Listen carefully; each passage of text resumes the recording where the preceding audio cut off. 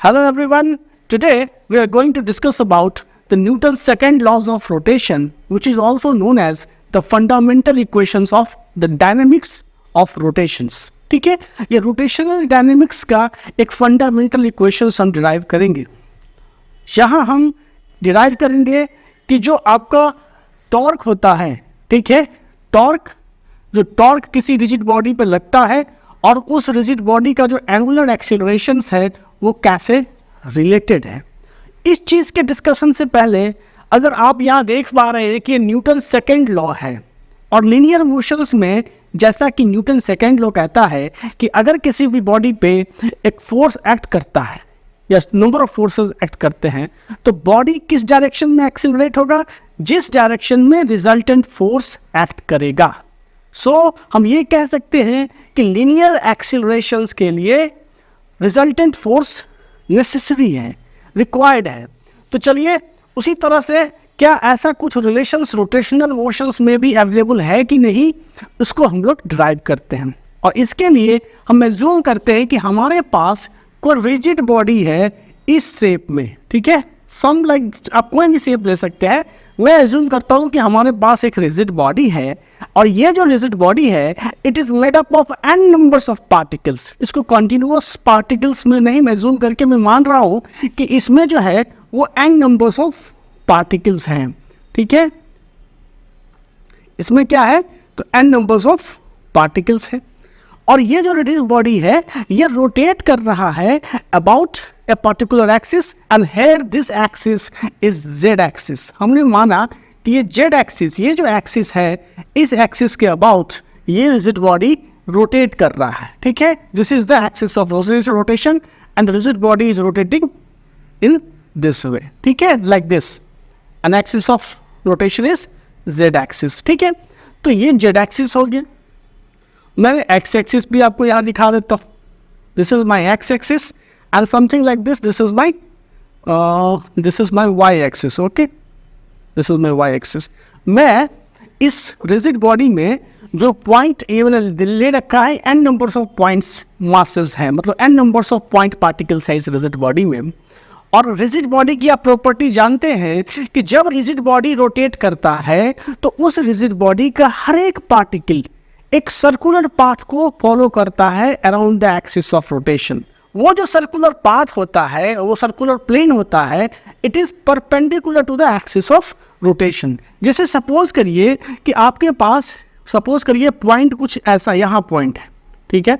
अब देखो क्या है कि ये जो पार्टिकल अगर ये रिजिड बॉडी रोटेट करेगा तो इसका यही पार्टिकल नहीं सारा पार्टिकल क्या करेगा, एक सर्कुलर पाथ को फॉलो करेगा। और वो सर्कुलर पाथ में ऐसा एज्यूम करता हूँ कुछ ऐसा है।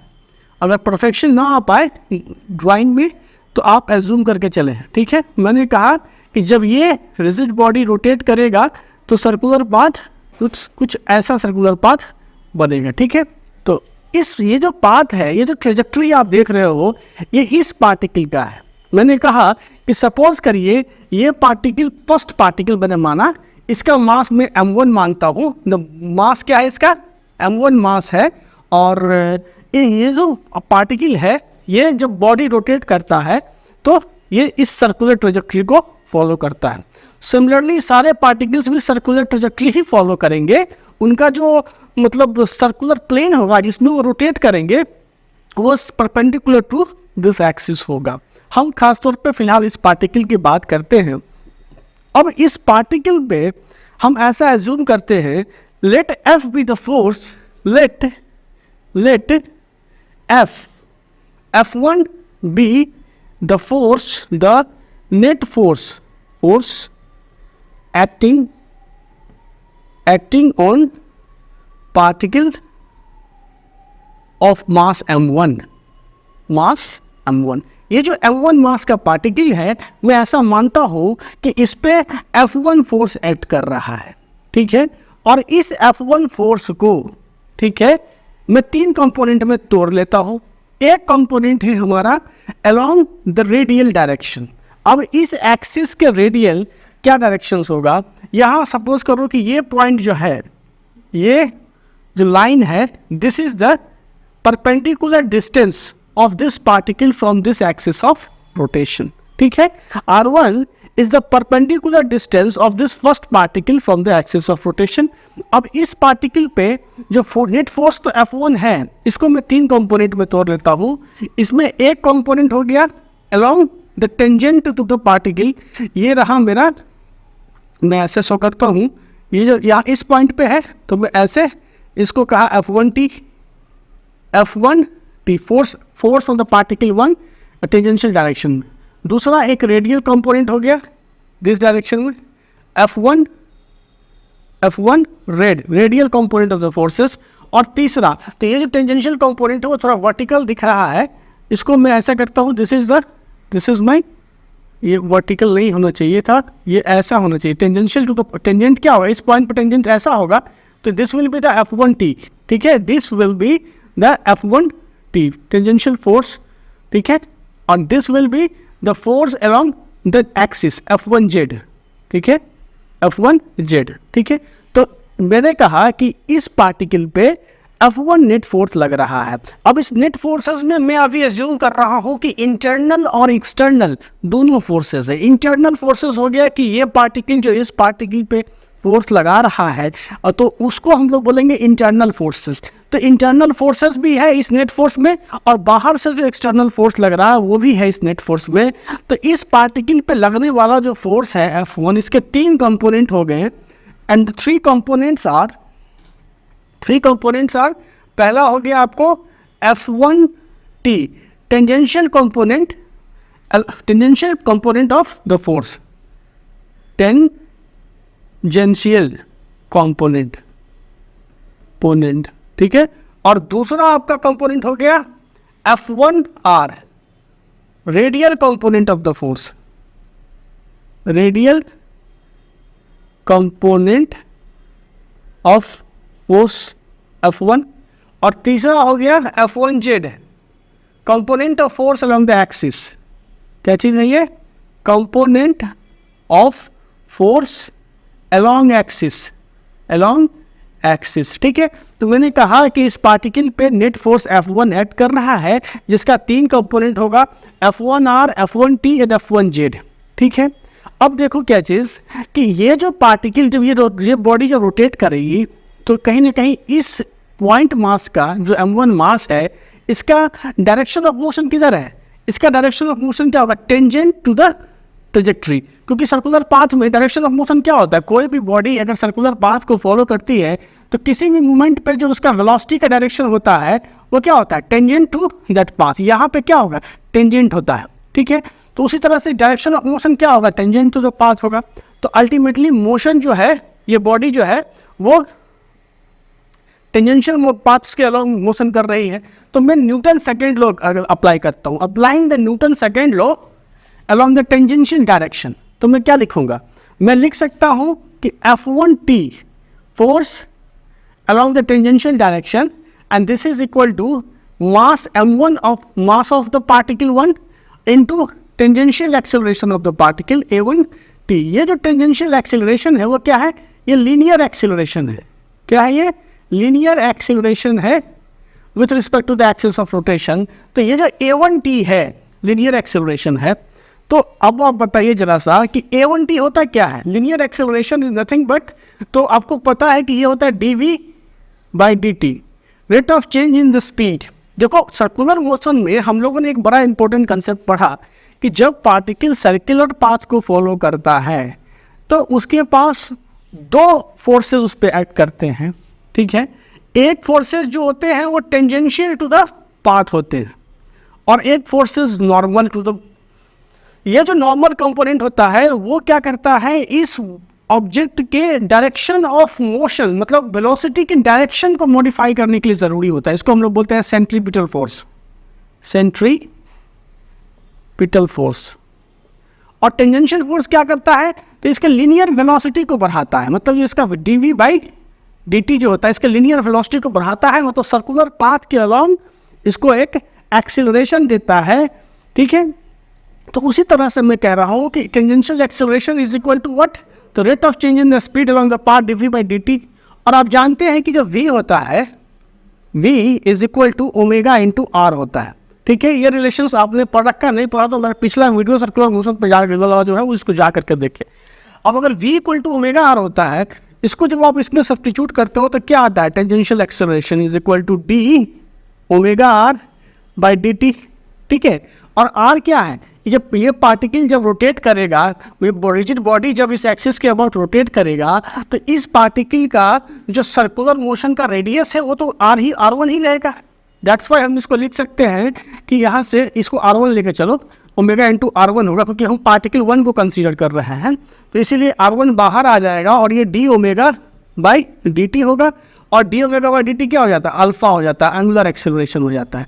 तो टेंजेंशियल एक्सेलरेशन जो A1t है, this is equal to the product of the perpendicular distance of the particle from the axis of rotation into the angular acceleration. इस चीज़ को लिख लो कि टेंजेंशियल एक्सेलरेशन जो है, ठीक है, tangential acceleration is of A particle is equal to product of perpendicular distance of the particle, perpendicular distance of particle from the axis of rotation, perpendicular, it is the product of the perpendicular distance of the particle from the axis of rotation and angular acceleration of the particle along the axis of rotation। ठीक है, axis of rotation. ठीक है, तो ये होता है मेरा tangential acceleration. तो आपके दिमाग में कुछ घूमना स्टार्ट हो गया होगा कि अगर इस पार्टिकल का tangential acceleration R1 into alpha है तो हर पार्टिकल का टेंजेंशियल एक्सेलरेशन अलग अलग होगा। और क्यों अलग अलग होगा, क्योंकि जब हर पार्टिकल सर्कुलर पाथ को फॉलो करेगी तो जो नियरर टू द एक्सिस है वो तो छोटा सर्किल फॉलो करेगा, और जो एक्सिस से दूर है पार्टिकल वो बड़ा सर्किल फॉलो करेगा। और बड़ा सर्किल जब फॉलो करेगा तो टाइम तो क्या है कि सबको छोटा सर्किल भी उतना ही टाइम में कंप्लीट होना है जितना कि बड़ा सर्किल कंप्लीट होना है। तो इसका मतलब क्या है कि जो दूर है, जो पार्टिकल एक्सिस से दूर है, उसका टेंजेंशियल जो आपका टेंजेंशियल एक्सेलरेशन ज़्यादा होगा, तभी तो बड़ा सर्किल वो जल्दी कंप्लीट करेगा। तो इसीलिए कहते हैं कि tangential acceleration is the product of the perpendicular distance of the particle from the axis of rotation in alpha. अब एंगुलर एक्सेलरेशन जो होता है वो किसी भी रिजिड बॉडी का एज ए होल कांस्टेंट होता है, क्योंकि अगर ये बॉडी किसी पर्टिकुलर टाइम में किसी एंगल से रोटेट कर गई तो इस बॉडी के साथ साथ हर पार्टिकल उतना ही एंगुलर डिस्प्लेसमेंट करेगा। तो जब हर पार्टिकल उतना ही एंगुलर डिस्प्लेसमेंट करेगा तो हर पार्टिकल का जो एंगुलर एक्सेलरेशन होगा वो क्या होगा, एज ए रिजिड बॉडी के केस में पूरे बॉडी के लिए जो एंगुलर एक्सेलरेशन होगा वो सेम होगा। तो इस चीज़ को समझ ले कि tangential acceleration of each particle of a rigid body will be different and it depends on the distance of the particle from the axis of rotation। तभी वो बड़ा सर्किल उतना ही टाइम में कवर अप करेगा जितना कि छोटा सर्किल कवर करता है।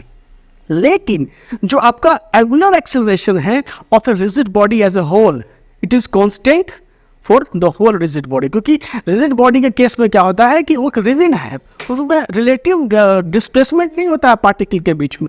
इसीलिए क्या होता है कि जो उसका एंगुलर एक्सेलरेशन है पूरे रिजिड बॉडी का एज ए होल वो सेम होता है। तो अब देखो तुमने क्या निकाल लिया, tangential acceleration is equal to R1 into alpha. तो तुम इस वैल्यू को यहाँ सब्स्टिट्यूट करो, पुट दिस वैल्यू है ना यहाँ जो है, तो तुमने क्या निकाल लिया, तुमने निकाला ये चीज़ क्या कि tangential acceleration A1t is equal to क्या चीज़, R1 into angular acceleration of the particle about the axis of rotation.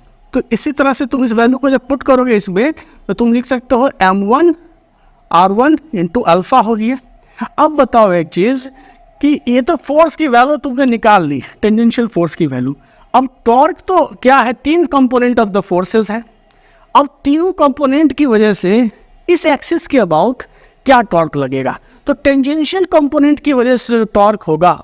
ठीक है, हम ये लिखते हैं कि τ1 torque on the particle 1 due to tangential component of the force. ठीक है, ये क्या है, torque on particle 1 due to tangential component of the force, tangential component net of force, ये क्या हो जाएगा, it is equal to the lever arm into the magnitude of force. क्या हो जाएगा, लीवर आर्म क्या है, the perpendicular distance of this point from the axis of rotation r1, और मैग्नीट्यूड ऑफ फोर्स क्या है, तो F1t, और ये टेंजेंशियल है तो 90 डिग्री का एंगल भी बन रहा है। तो हम लिखेंगे कि क्या होता है कि lever arm, length of the lever arm, length of lever arm या मूवमेंट आर्म कहते हैं, ठीक है, movement arm into magnitude of force, magnitude of force. तो ये क्या आ गया, R1 इंटू यहाँ पे F1t, ठीक है। तो टॉर्क जो आ गया, tangential component of the force की वजह से जो टॉर्क आया वो आ गया R1, और ये हो गया M1 R1 अल्फा, और इसको जब करोगे तो ये हो जाएगा M1 R1 square into alpha. तो टेंजेंशियल कंपोनेंट की वजह से आपका ये टॉर्क आया। अब बात उठती है कि यार यहाँ तो 3 कंपोनेंट है, रेडियल कंपोनेंट भी है और जो अलोंग द एक्सिस के पैरेलल भी फोर्स का कंपोनेंट है। तो समझ लीजिए इस बात को कि जो रेडियल कंपोनेंट है इसका लाइन ऑफ एक्शन जो है वो क्या हो रहा है, इस एक्सिस को क्रॉस कर रहा है। और हमने पिछले वीडियोस में जब जहाँ टॉर्क को समझाया है, अब मैं चाहूँगा कि उसको देख लें कि जब भी किसी फोर्स का line of action axis of rotations को इंटरसेक्ट करता है तो उसका टॉर्क उस एक्सिस के अबाउट 0 होता है। इसलिए आप यहाँ लिख सकते हैं the torque on particle 1 due to the radial component of the force is equal to 0। और जो ये जो जेड एक्सिस है ये क्या है, जेड एक्सिस के अलाउंग जो कोई फोर्स लग रहा है, क्या वो किसी बॉडी को रोटेट कर सकता है, नहीं कर सकता। और वैसे मैंने बताया भी है कि parallel component of the forces, axis के अलाउंग जो पैरेलल कंपोनेंट ऑफ फोर्स लगता है उसकी वजह से उस बॉडी पे कोई टॉर्क लगता नहीं है। इसीलिए टाउ 1 जेड जो होगा, टाउ 1 जेड ये भी 0 होगा। तो जो नेट टॉर्क है इस पार्टिकल 1 पे, net torque due to the net force F1 is what, tau 1 Z. क्योंकि टॉर्क जेड एक्सिस के अलॉन्ग लग रहा है तो मैं लिख सकता हूं कि टाउ 1 जेड, ठीक है। Torque on the particle 1 along z axis is the net torque on the particle 1 about, ये क्या हो गया, ये हो गया net torque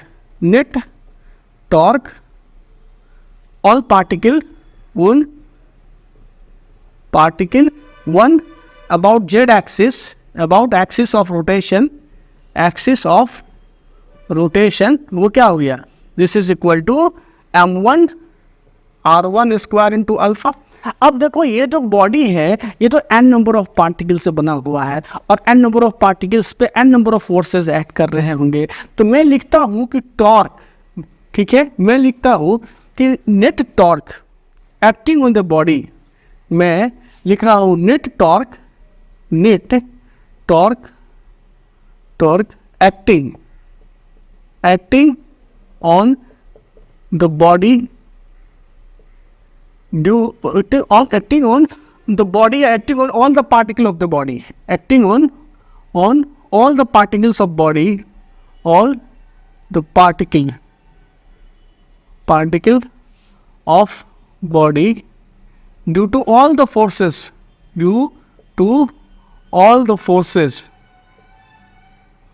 is equal to क्या चीज। तो ये तो पहला पार्टिकल पे टाउ 1 मैंने क्या लिखा, टाउ 1 जेड, इसी तरह से टाउ 2 जेड दूसरा पार्टिकल पे, इसी तरह से टाउ 3 जेड, इसी तरह से n पार्टिकल पे क्या होगा, टाउ n जेड।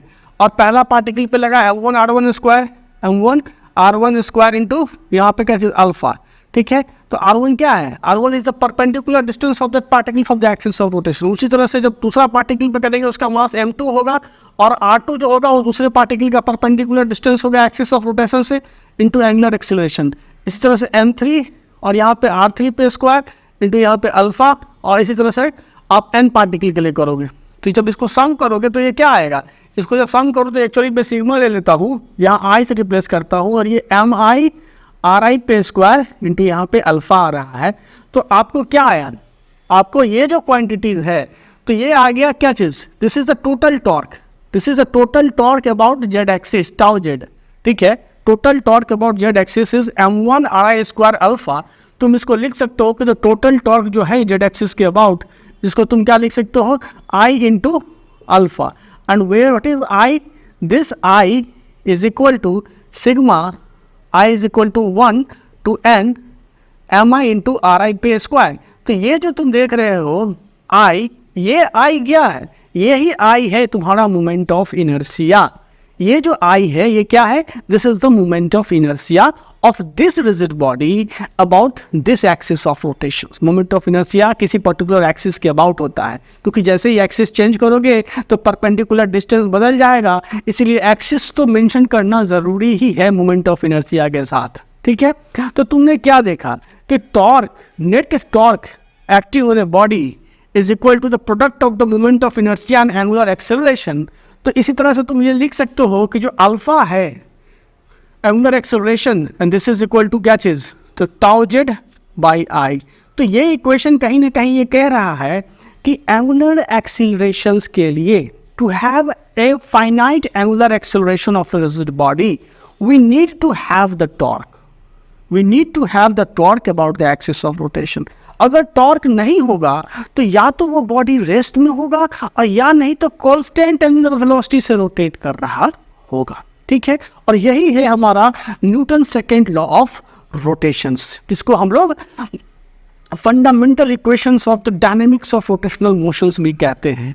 कि किसी भी रिजिड बॉडी के पे एंगुलर एक्सेलरेशन का होने के पीछे जो कारण है वो क्या है, टॉर्क है. तो similar to the linear acceleration कि when there is a resultant force acting on a body, the body get accelerated in the direction of the resultant force. And in that way, when there is a net torque acting on a body when there is a net torque acting on a body about a particular axis, then the body gets accelerated about that particular axis. और यही है Newton's law, second law का analogy in rotational dynamics में. ये कोई नया नियम नहीं है, हम लोगों ने न्यूटन्स लॉ का ही इस्तेमाल करके इस नियम को डिराइव किया है. ठीक है, तो इसमें जो 2-3 चीज़ें जानने की ज़रूरत है कि यहाँ हमने एंगुलर एक्सेलरेशन जो है, ये जो इक्वेशन हमने डिराइव किया कि angular acceleration is equal to the net torque acting on a body by moment of inertia, ये मैंने डिराइव किया. यहाँ पे आप देख रहे हैं कि अल्फा, इस इक्वेशन से हमने डिराइव किया कि net torque acting on a body is equal to moment of inertia of the body into angular acceleration. इस इक्वेशन को डिराइव करने के पीछे जो हमारा एज्यूम्शन था कि हर जब बॉडी रोटेट कर रहा है तो हर पार्टिकल का एंगुलर एक्सेलरेशन कांस्टेंट है, सेम है. ठीक है, हर पार्टिकल का एंगुलर एक्सेलरेशन सेम है, ये हमारा एज्यूम्शन था. लेकिन सपोज करो कि आपने एक टैंक लिया और उस टैंक ऑफ वाटर को, जैसे सपोज करो कि तुमने एक टैंक लिया, ये टैंक है और इस टैंक में तुमने क्या किया, पानी भर दिया और इस एक्सिस के अबाउट जो है इस टैंक को हम रोटेट करने लगे. तो क्या होगा कि जो हर पार्टिकल का जो एंगुलर एक्सेलरेशन होगा इस रोटेशनल एक्सिस के अबाउट वो अलग अलग होगा. तो वहाँ जाकर के हम इसको नहीं इम्प्लीमेंट कर सकते हैं, इस नियम का नहीं मतलब इस्तेमाल कर सकते हैं. तो ये चीज़ें जो है सो हमारे Newton's second laws of rotational motions का हिस्सा था. इस पर एक आध सवाल भी हम लोग देखेंगे. Thank you very much friends.